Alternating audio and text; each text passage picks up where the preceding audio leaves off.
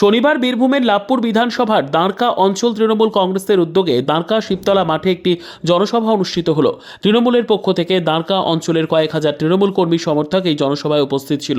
এই জনসভায় বক্তব্য রাখতে গিয়ে বিধায়ক অভিজিৎ সিনহা বলেন, আগে এই অঞ্চলের মানুষের ঘুম ভাঙত বোমার আওয়াজে, সবসময় বোমাবাজিতে উত্তপ্ত থাকত লাভপুরের দাঁড়কা অঞ্চল, কিন্তু এখন এই অঞ্চল পুরো শান্ত।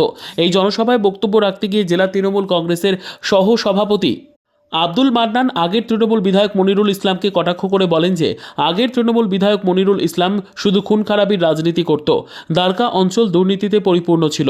আগের তৃণমূল বিধায়ক মনিরুল ইসলামকে আমরা এলাকা ছাড়া করিয়েছি, তাই এখন দাঁড়কা অঞ্চলে আর দুর্নীতি হয় না।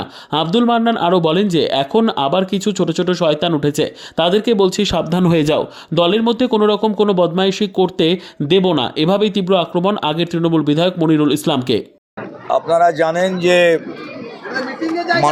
মাননীয় মুখ্যমন্ত্রী আমাদের নেত্রী মমতা বন্দ্যোপাধ্যায়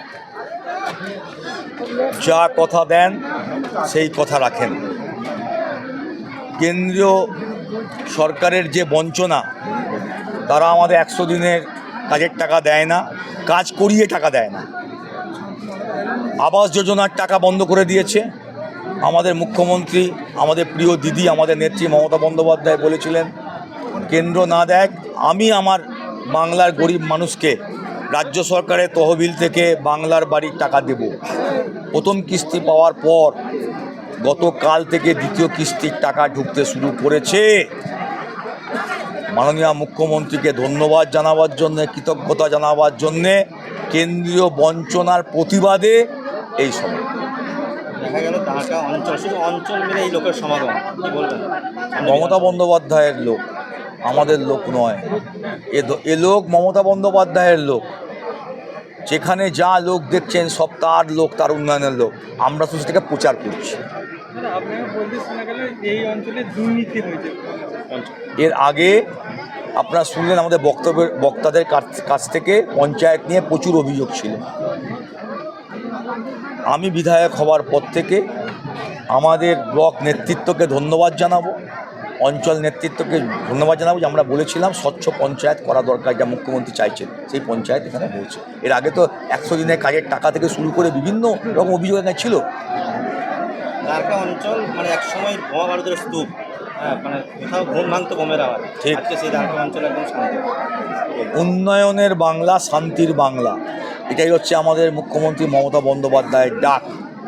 সেই ডাক আমরা লাভপুরে কার্যকারী করতে পেরেছি, আমরা দাঁড়কাতেও কার্যকর করতে পেরেছি। এর আগে অনেকে তৃণমূল দল করতেন, বিভিন্ন পদে ছিলেন, কিন্তু মুখ্যমন্ত্রীর যে ডাক, সেই ডাককে ঠিকমতো বুঝতে পারে নাই, তার জন্য তারা আজকে আর দলে নাই। আপনাদের তৃণমূল নেতা ওনাকে বলতে শোনা গেল যে আপনার এবং অনুব্রত মণ্ডলের নির্দেশে মনিরুল ইসলামের ভাইকে বেঁধে নিয়ে যাওয়া হয়েছিল। এটা বলতে পারবো না, এটা তো অনেক আগেকার ঘটনা, গ্রাম্য বিষয়, এটা তো কোনো দলীয় বিষয় নয়। এবার ধরুন কেউ যদি টাকা পাওয়া বলে যদি কেউ বাঁধে, তাকে গিয়ে তাকে মানুষে বলতে গেছে যে যাওকে বাঁধোগা। গ্রামের লোকে তো জানো, গ্রামের লোক তো কেমন হয়, গ্রামের লোক সাধারণ সহজ সরল মানুষ। কথা তো আগে থেকে দিন তো কথা ছিলই, ওকে গলায় গামছা দিয়ে নিয়ে আয়। তো এবার যদি কেউ গাঁয়ের লোক কাউকে গলায় গামছা দেয়, সেটা করা উচিত নয়। এবার সে গ্রাম্য বিষয়, কে কাকে টাকা দিয়েছে, কে কার গলায় গামছা দিয়েছে, গ্রাম্য বিষয়। এর সঙ্গে রাজনীতি কোনো সম্ভব। সেই ম্যানেজারকেও পরশুদিন ইডির হাতে গ্রেপ্তার হতে হয়েছে, কোটি কোটি টাকা কেলেঙ্কারি। দেখো ভাই, তদন্তের বিষয়, কোর্টের বিষয়, সেন্ট্রাল এজেন্সি ব্যাপার, সেই ব্যাপারে কোনো মন্তব্য করবো না। আমাদের কোনো বক্তাই সে ব্যাপারে কোনো বক্তব্য করেন। যা ঘটনা, সেই ঘটনাগুলো আপনারা টিভিতে দেখাচ্ছেন, আমরা দেখছি।